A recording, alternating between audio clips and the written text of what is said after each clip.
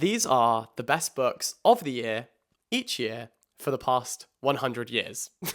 Are you following? Basically, Goodreads just released this list where for each year of the past 100 years, Goodreads users have selected the best book of that year. And they've compiled this into a list. So basically, I'm going to do the quiz to see how many of the best 100 books of the last 100 years I have read. And I'll share a little bit about my thoughts on those books, but also it's kind of a good opportunity to identify blind spots, because I try to read from as many different eras as possible. But this is going to reveal to me and expose the areas that I don't know too much about. Like maybe there's a year that I have never read a book from. Who knows? We're going to find out and we're going to do it together. So you can play along at home as well if you'd like. I'm going to display them on the screen. So we're going to go through 100 years of hit books according to readers from 1924 to 2024. Fact check from 1925. Let's have a look. So in 1925, Virginia Woolf published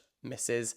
Dalloway. This is a banger. I love Virginia Woolf. I think my favorite of her books is To the Lighthouse, but Mrs. Dalloway would be a close second. To the Lighthouse, I think, is just much more experimental, but then again, I think Mrs. Dalloway would have been experimental at the time. The novel takes place over 24 hours, and it's about Mrs. Dalloway organizing a party, but it's also about post-war trauma and a recovering social scene. I think this is a perfect book, and I have read it. For 1926, we have The Murder of Roger Ackroyd by Agatha Christie. I like this book. It's not my favorite of Agatha Christie's works. What is my favorite? I mean, Death on the Nile is just such a banger. It's a classic for a reason. Some books do deserve their classic status, and I think that's one of them. So we're off to a flying start. However, I have not read the book from 1927, which is Death Comes for the Archbishop by Willa Cather. For 1928, we have All Quiet on the Western Front, which was just, of course, turned into a major movie. Haven't read the book, haven't seen the movie. I confess. I have, however, read Passing by Nella Larsen, which is their pick for 1929. It's a very short book, and actually, if you've heard of the book The Vanishing Half by Britt Bennett, it inspired that novel. So The Vanishing Half is very much in conversation with Passing by Nella Larsen. It's basically about two twin sisters who are black but are white passing. They're very, very light-skinned, and one of the siblings chooses to pass as a white woman, and the other one chooses to live her life as a black woman. And so sort of seeing how their experiences of the world differ from that point, when ultimately they've had the exact same upbringing, they look the same. It's like interesting how they occupy spaces and how they're treated based on their kind of presentation. In 1930, we have As I Lay Dying by William Faulkner. I've actually never read a William Faulkner book, but I do feel like it's a gap in my knowledge and something that I should rectify immediately. I actually want to do a video where I catch up on classics. Maybe I'll make it a series, like catching up on classics that I missed, because I try to read classics every now and then. I would say a good, maybe 25% of my reading each year is classics. But do I often go this far back? Maybe not. I feel like I read a lot of modern classics. So I would love to do a series on my channel where I kind of spend some time catching up on these books, which I think are kind of important if I want to have an encyclopedic knowledge of literature. I think William Faulkner is kind of a bit of a literary titan. A complete understatement, by the way. He just wasn't covered on my literature degree, and I make reading lists for videos that I make on my main channel, and he's never come up. So I think this is one that I should add to the reading list. The Waves by Virginia Woolf is one of the few, maybe the only Virginia Woolf book I haven't read, but again, I'm adding it to the list. Brave New World by Aldous Huxley, I have read. This is a dystopia. A lot of people would say it's as good or as culturally significant as, Fahrenheit 451 or 1984 by George Orwell. It's definitely part of that canon. I have it on my dystopia shelf, which is right here behind me. I remember reading this when I was doing my A-level in literature. One of the modules that we studied was like social and political fiction. So books that have shaped the way that people perceive the political world. And that includes George Orwell and Animal Farm, but also Brave New World, The Handmaid's Tale by Margaret Atwood. And Brave New World was actually what we had to write about for our mock exam. Our final exam was on Fahrenheit 451, but I did write some essays about Brave New World, and it's really interesting the way that it implements like technology. It's about like creating life within a factory. It's actually crazy to think this was written in the 30s. It feels so much more contemporary than that, but yeah, it kind of blows my mind a little bit, actually. But it's so interesting to think about what the anxieties about growing science and technology were almost like 100 years ago. I guess now the thing we're freaked out by is AI. Or like, obviously not everyone is freaked out, but I guess we're pushing the boundaries. Like that's the new way that science and technology is rapidly developing. So it'd be interesting to see which books of the current age and our current like technological fears and anxieties become classics of the future. For 1933, we have Testament of Youth by Vera Brittain. I have to say, I don't know who that is. 1934, Tender as the Night by F. Scott Fitzgerald. I love this book. I'm pretty sure Tender as the Night was F. Scott Fitzgerald's final book that he wrote. It's about these two expatriates during the Jazz Age, and it's kind of a criticism of the Jazz Age. You know what's interesting? I didn't realize that F. Scott Fitzgerald actually coined the term Jazz Age. I was reading this article the other day about the legacy of The Great Gatsby because it turns 100 this year. And I was reading a book about the legacy of The Great Gatsby as it turns 100, and I did not know, it brought it up in this article, that F. Scott Fitzgerald actually was the person who came up with the term Jazz Age.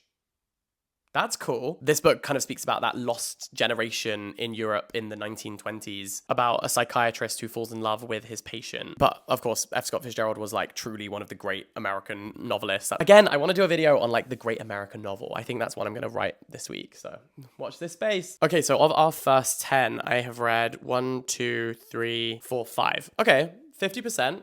I'll take it. If we can keep that up, I'll be pretty impressed. My prediction is we might be down to like 40% by the end. Okay, kicking off terribly, we have Gaudy Night by Dorothy L. Sayers. Then in 1936, Murder in the Cathedral by T.S. Eliot. I have never heard of Murder in the Cathedral. I've read a lot of T.S. Eliot. I nearly wrote my dissertation on T.S. Eliot. I guess if I had gone on to do that research, I would have ended up reading this book. But I have not yet read that one. I guess I've mostly read T.S. Eliot's poetry. I haven't read his novels, so interesting. For 1937, we have Their Eyes Were Watching God. Again, I can't believe this was written in the 30s. Then, oh my god, Rebecca by Daphne du Maurier, one of the most amazing novels from 1938. So much tension, so many twists and turns. Basically, this lady moves in with her new partner in his manor house and feels like his ex-wife is sort of haunting that house. Daphne du Maurier writes tension exquisitely. I highly recommend this book if you haven't yet read it. And this book inspired the song Tolerate It by Taylor Swift. So if that won't convince you, I don't know what will. The Grapes of Wrath by John Steinbeck. I really like John Steinbeck as a writer. I think his magnum opus is East of Eden, but The Grapes of Wrath is definitely a contender for that title. I fear that John Steinbeck actually just had all hits and no misses. I don't think you can fault his writing, really. Another contender for the writer of like the great American novel, I think. Then in 1940, we have Native Son by Richard Wright. I don't know who that man is. He could be walking down the street.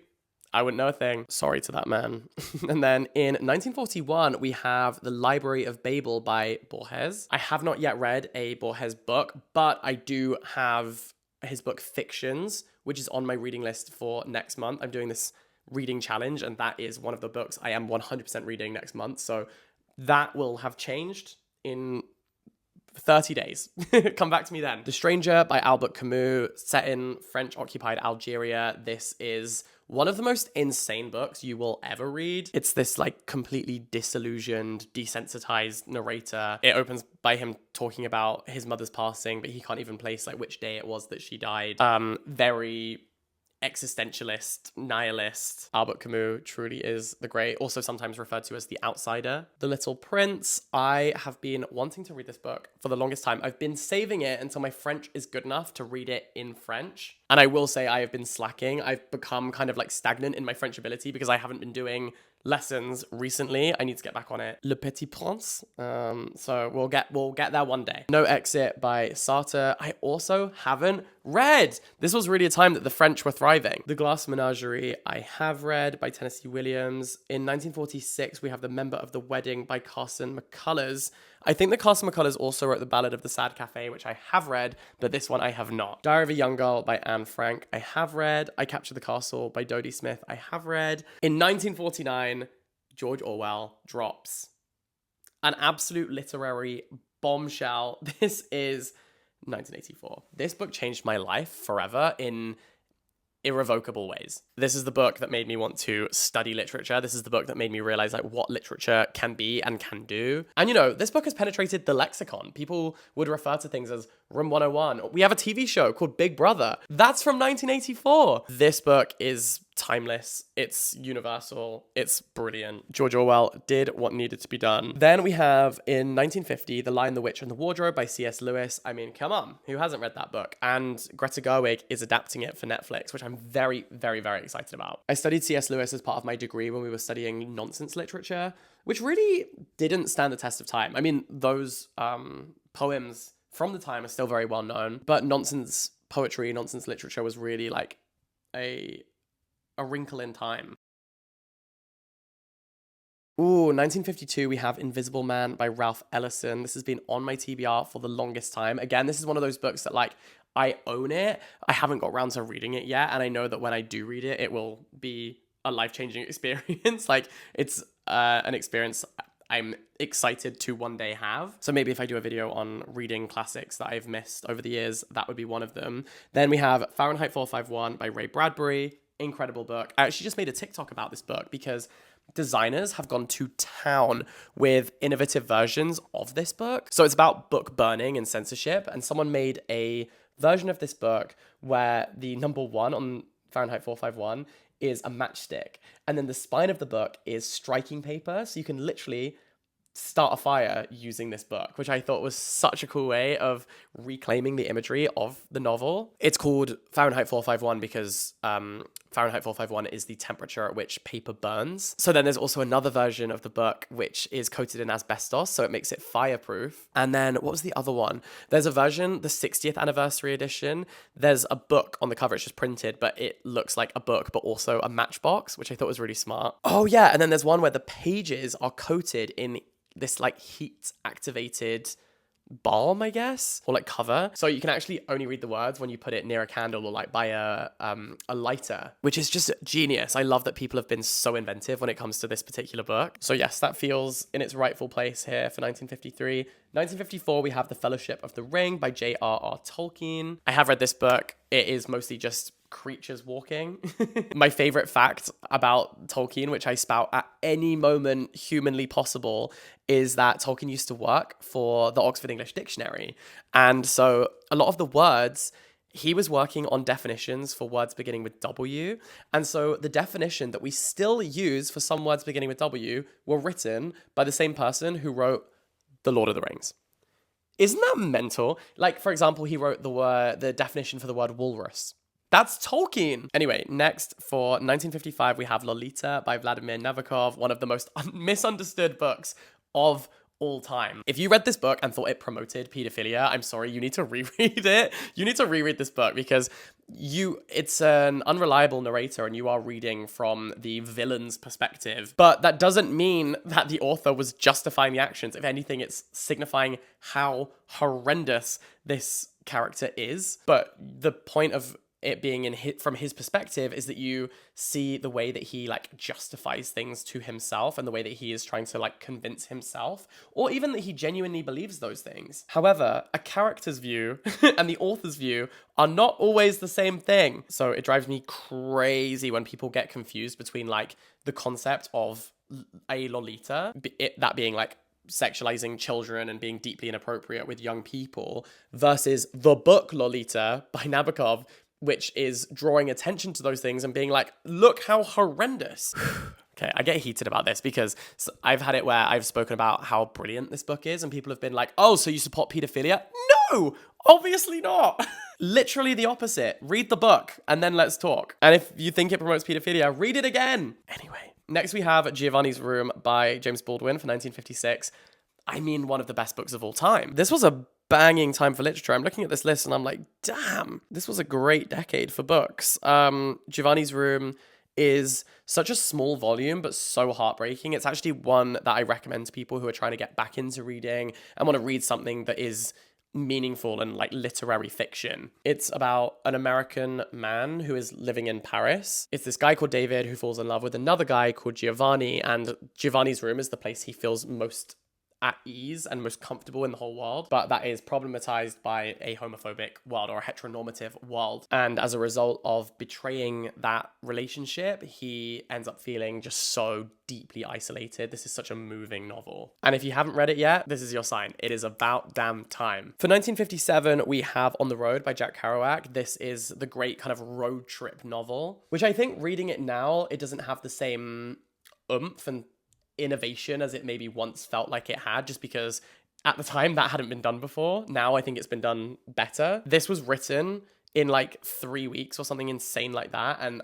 it does show, but it's definitely worth reading. I don't think it's the best book of all time, but it is an important one for like the literary canon. For 1958, we have Things Fall Apart by Chinua Achebe. This is one of the best books ever. The Haunting of Hill House by Shirley Jackson for 1959. I actually haven't read this book, but need to. To Kill a Mockingbird by Harper Lee. I mean, come on. A book about racial injustice and the legal system in America and who gets representation, who gets a voice. So important.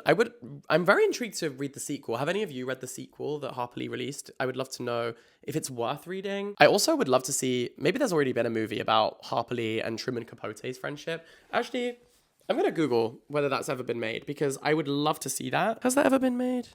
Oh, there was a movie called Capote that was released in 2005, which centers on Truman Capote's writing of In Cold Blood and portrays Harper Lee as his childhood friend and assistant. I didn't realize that had been made. I guess that's my homework for tonight, is to watch that movie. They grew up together, and then Truman Capote felt immense jealousy over Harper Lee's success, which kind of caused a rift between the two. But how incredible that two hugely prolific writers were childhood friends. I love reading about literary friendships and literary feuds. Anyway, Catch-22 is the pick for 1961. That makes sense. This is a mammoth of a book, but so worth the read. For 1962, we have A Wrinkle in Time. 1963, The Bell Jar, Sylvia Plath. Again, a book that if you haven't read, you absolutely should. From 1964, we have Charlie and the Chocolate Factory by Roald Dahl. I mean, doesn't get much more iconic than that, does it? However, this book does need to pay for its crimes for causing Wonka, the movie, to be eventually made. The domino effect of this book being written to Wonka being made in the future. I'd like a written apology, but an iconic book nonetheless. Before I continue with the list, I just wanted to let you know that today's video is very kindly brought to you by Squarespace, and Squarespace is the all-in-one platform for building a website or an online brand. The best news is, with Squarespace, you do not need any coding experience. You don't need to be an expert web developer. You can use their series of incredible templates. There's literally hundreds of templates that you can choose from and customize, make them completely your own. All you need is the vision. In fact, sometimes you don't even need that. Squarespace provides that too, because these templates are so detailed, and there's loads of other things you can do too, like being able to create a blog, being able to build an email sign-up list. Your customers can use flexible payments. And then when you're done creating the website, another important thing is appearing on search results. And with Squarespace, you can actually use AI SEO. I know that's a lot of letters. It's artificial intelligence search engine optimization. And that basically makes sure and guarantees that your website is appearing when people are looking for the services you provide. And with Squarespace, you are putting your best foot forward so you can make a good first impression, but you need search engine optimization to help you make an impression in the first place. So I highly recommend using Squarespace, and you can actually get a free trial over at squarespace.com right now. And then when you're ready to launch your beautiful new website, you can use the code JACKINTHEBOOKS at squarespace.com/JACKINTHEBOOKS to get 10% off your first purchase of a website or domain.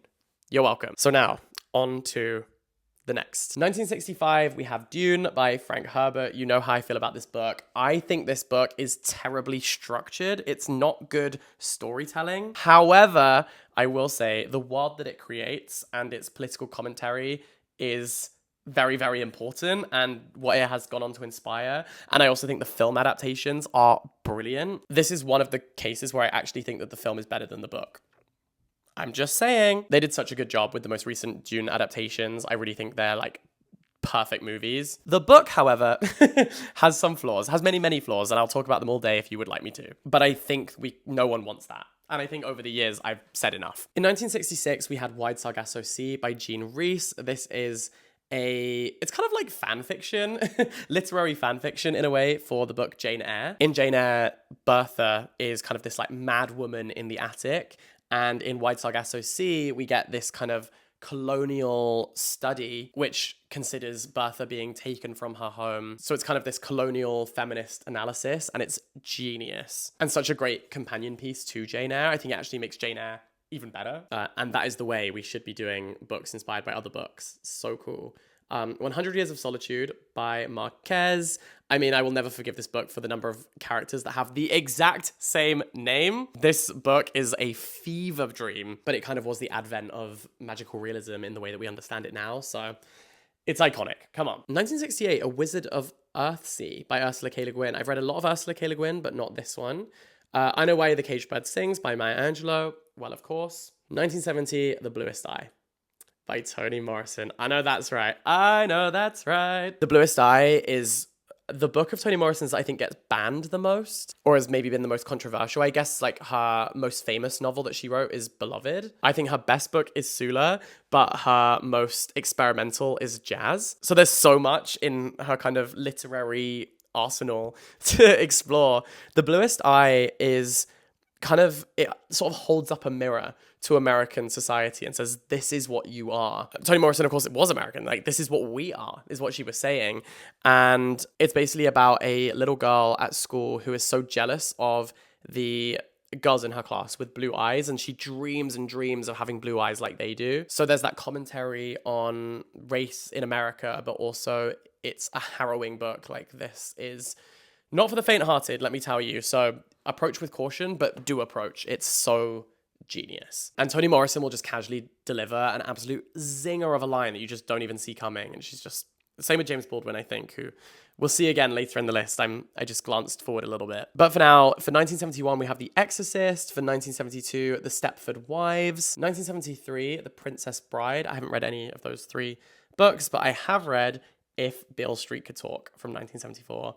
James Baldwin. Actually, right here, these books right there are my James Baldwin collection, and then that's my Toni Morrison collection, and then at the end we have George Orwell. Three of my favorite writers ever. If Beale Street Could Talk is about the criminal justice system in the US and racial profiling, police brutality. Horrendous to read, but also beautiful. From 1975, we have Shogun, which of course has just recently been turned into this incredible series. For 1976, Roots. From 1977, The Shining by Stephen King. 1978, The Wasting Game. 1979, The Hitchhiker's Guide to the Galaxy by Douglas Adams, which considers the answers to everything in the universe, but it's also very, very funny. And I do think that the humor in this book has stood the test of time. It still is just as sharp and witty now as it probably was back then. Like, this book has stood the test of time for sure. Into the 80s now, The Name of the Rose, Chronicle of Death Foretold, another Marquez book, The House of the Spirits, The Color of Magic, and The House on Mango Street. Oh, The House on Mango Street is so good. That's a short but very accessible modern classic that I do recommend. 1985, we have The Handmaid's Tale by Margaret Atwood. My copy of this book is so annotated, you can barely even read the original text anymore. That's how much complexity and depth is contained on those pages. Every page, genius. That is true greatness. And of course, it's been turned into this major show. I think it's having the same legacy as a book like 1984 did, where things from The Handmaid's Tale are now entering the lexicon and people will say something is like Handmaid's Tale-esque. And that is the sign of an incredible novel. Then for 1986, we have Mouse by Art Spiegelman. This is actually a graphic novel. The first graphic novel, at least I think, from the list so far. It's about Nazi Germany and the Holocaust, but told through these cartoons, and all of the characters are animals, in which different animals represent different groups within society at the time. So powerful, so beyond powerful. And I think that making the characters all animals show how easy it is to dehumanize these people and talk about it as a story. But this is a bleak reminder that these were real people. Each one of these figures represents a real person. And Art Spiegelman encourages you to sort of confront that head on, as we should. For 1987, Beloved by Toni Morrison, as I mentioned earlier. 1988, The Satanic Verses by Salman Rushdie. I haven't read this, but I have read Midnight's Children. And then I also read Knife, which is his memoir, which is about when he was attacked with a knife, which was as a result of writing the Satanic Verses. So I should get around to this. From 1989, we have The Joy Luck Club. In 1990, V for Vendetta. In 1991, Possession. I tried to read an A.S. Byatt book and really didn't like it. It wasn't this one, but I don't know if I vibed with the writing style, I'm not gonna lie. In 1992, The Secret History by Donna Tartt. Hello. In 1992, Donna Tartt just casually drops The Secret History and has released very few books since. I think since then we've had The Little Friend in like 2002 and then The Goldfinch in 2013. And it was seeming like maybe this, since she's been on this path of releasing a book every 10 years, it looks like we might be due one, but it's getting a little overdue at this point. I'm like, Donna, come on. The Secret History is about a group of classicists. It's also about murder and elitism within higher education institutions. It's a book that I think everyone is begging there to be a film adaptation of, but at the same time, I don't think it will ever live up to the expectation of what we want it to be. So maybe it is for the best just to leave it be. In 1993, Octavia Butler releases Parable of the Sower and somehow manages to predict the LA fires of 2025. Like, she specifically says the year 2025 in LA, but she's not some kind of mystic Meg. Octavia Butler sort of was seeing what was happening in the world and wrote this climate dystopia just by following the logical conclusions of what she was seeing happening back in the 1990s, the early 1990s. Now we can look back and be like, yeah, she was right. Maybe we should take this advice. It's also about religion, and I do think that it's interesting because we are seeing a shift back to conservative culture. So I think that this one definitely warrants a read or a reread. From 1994, we have The Memory Police by Yoko Ogawa. I'm really happy to see a Japanese book in this list. The Memory Police is another kind of dystopia in which one item at a time is removed from the collective cultural psyche. So for example, like ribbon and birds in the sky are removed one at a time and there's no trace that these things ever existed. So it's really a book about government control and authoritarianism. Then from 1995, we have Wicked. I actually still haven't read the book. I think I should before the next movie comes out, Wicked Part 2, later this year. Apparently the book is way darker and more sinister than the musicals. In fact, my camera is currently, I'm going to try and remove it, propped on the book version. I make like a little tripod out of books. This one was kind of hanging out a little bit so I could grab it, but I have the book. I need to read it. From 1996, A Game of Thrones. 1997, Into Thin Air. 1998, A Walk in the Woods by Bill Bryson. I haven't read this Bill Bryson, but I have read Bill Bryson. My university library was actually named after Bill Bryson. He used to be the pro-vice chancellor of my university. So I've read Bill Bryson's books. He wrote this incredible one about William Shakespeare, kind of like a biography of Shakespeare's life, and he injects so much personality into his writing style. I'm a big Bill Bryson fan. If Bill Bryson has zero fans, I am dead. Although I do associate his name with trauma because our university library was called the Billy B, and so named after Bill Bryson himself, the Bill Bryson Library. And so I do associate that specific space with struggle, plight, and pain, ultimately. So, but I think like now that I've graduated, I can look back and be like, ah, Billy B. But at the time, I would have cursed the ground that man walked on. All About Love by Bell Hooks. Essential reading. That was from 1999. In 2000, the year 2000, we have The Amazing Adventures of Cavalier and Clay. I have not read that book. I desperately need to, though. Atonement by Ian McEwan. I could not get into the book. I read the first 50 pages and I could not get into it at all. And then I watched the movie and I think that really captured the brilliance of it. So I can appreciate it. It's a book that I need to get back to. I do think that the beginning part of the book, I can understand now, having watched the whole film, how the beginning part of the book is such a small fraction of the story because it's all about the play, and the play is the least interesting thing about the entire book. But that's of course the part that you start on. So I need to give this a second chance, and maybe we can be like enemies to lovers with Atonement by Ian McEwan. Middlesex by Jeffrey Eugenides. I have not read. I love The Virgin Suicides by the same author. This is one of those things, a lot of these authors on this list, I've read a book by them, but not necessarily this one that is on the list. So Middlesex is definitely one that I would like to read. I think it's about cults. Could be wrong. Absolutely could be wrong. Don't quote me on that, but I think it's about cults. The Kite Runner by Khaled Hosseini, one of the greatest novels of this century so far, and should be respected as such. I hope that A Thousand Splendid Suns is also on this list, because that book is also a perfect novel. Cloud Atlas for 2004 by David Mitchell. I haven't read. I should though. I think I always got confused because in the UK there's a comedian called David Mitchell who I really like. And then when I realized they were different people, I was like, oh, well now I don't want to read it. But I should. Anyway, 2005, Never Let Me Go, Kazuo Ishiguro. One of the greatest plot twists ever. This is one of those books where I'm like, I don't want to tell you what it's about if you haven't yet read it, because you should find out through the reading experience. That's how good it is. This has been adapted in many ways. There's a film, there's stage shows. I think there is a cartoon series based on this as well.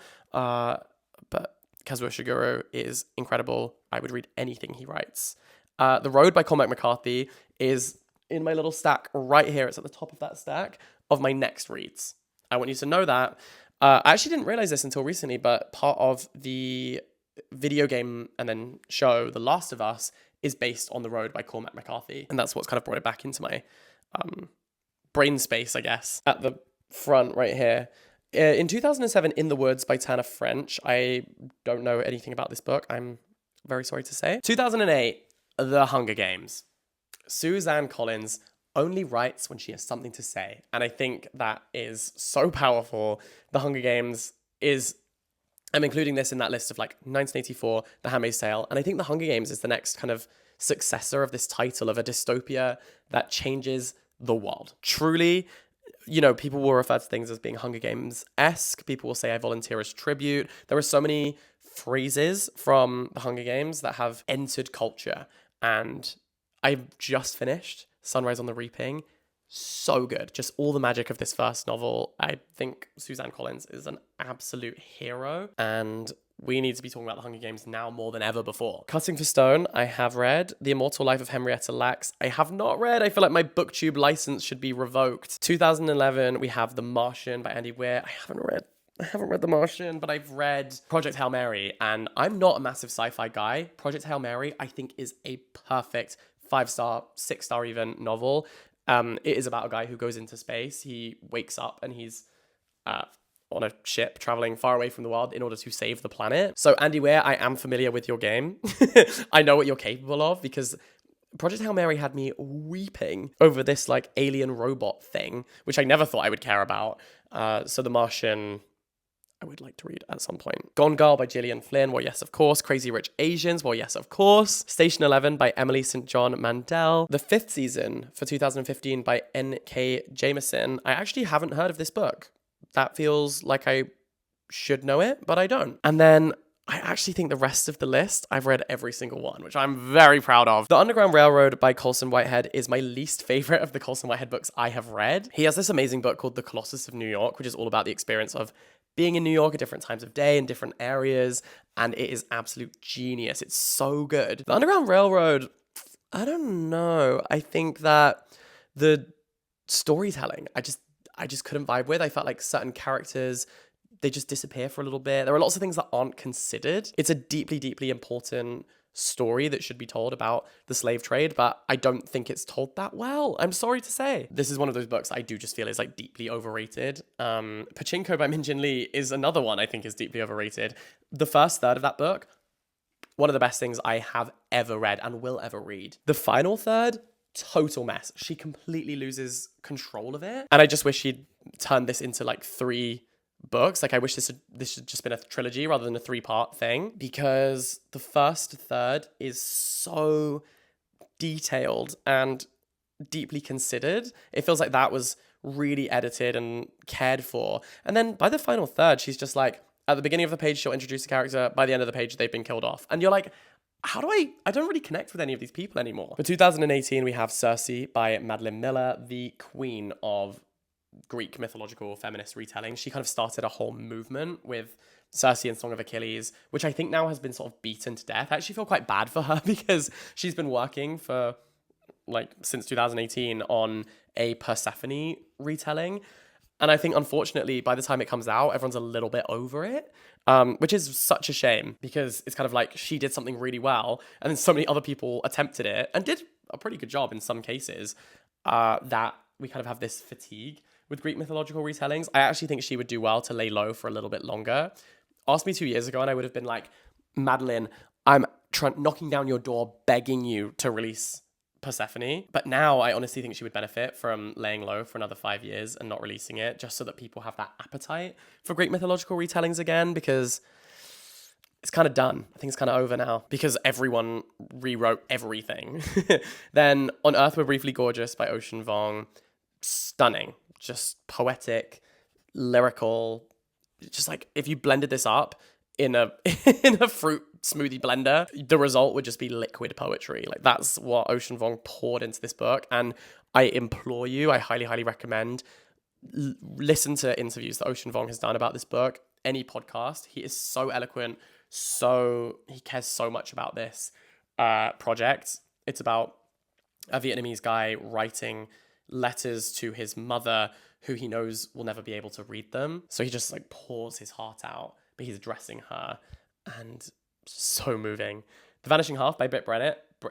The Vanishing Half by Britt Bennett. Let me try that again. I mentioned this earlier. It's inspired by the book Passing by Nella Larson. Very cool to see both of them on this list. From 2021, Crying in H Mart by Michelle Zorner. This is, she's also known as The Japanese Breakfast. She wrote this incredible memoir all about grief and losing her mother, and how her mother struggled to say the words "I love you" to her. But the way that she showed that love was through cooking food.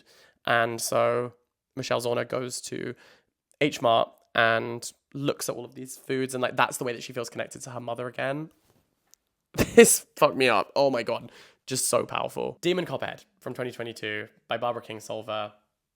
There's a reason this was the reader's choice for the best book of the century so far.